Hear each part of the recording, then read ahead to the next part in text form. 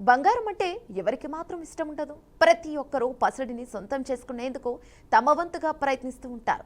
తమకున్న కొద్దిపాటి సొమ్ముతోనైనా పసిడిని కొనుగోలు చేయాలని తపన పడుతూ ఉంటారు. కానీ అది ఒకప్పుడు బంగారం ధరలు అందుబాటులో ఉన్న సమయంలో ఈ రకమైన భావన అందరిలోనూ ఉండేది. కానీ రాను రాను ధరలు పెరిగిపోవడంతో బంగారం తమకు అందనంత దూరంలో ఉందని డిసైడ్ అయిపోయారు. అందుకే రమ్మంటున్నా దానివైపు చూడటానికే మహిళలు జంకుతున్నారు.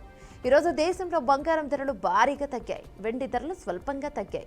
10 గ్రాముల బంగారం ధరపై 300 రూపాయలు తగ్గింది. కిలో వెండి ధరపై 100 రూపాయలు తగ్గింది. హైదరాబాద్ బులియన్ మార్కెట్లో బంగారం వెండి ధరలు ఉదయం 6 గంటల వరకు ఇలా నమోదయ్యాయి.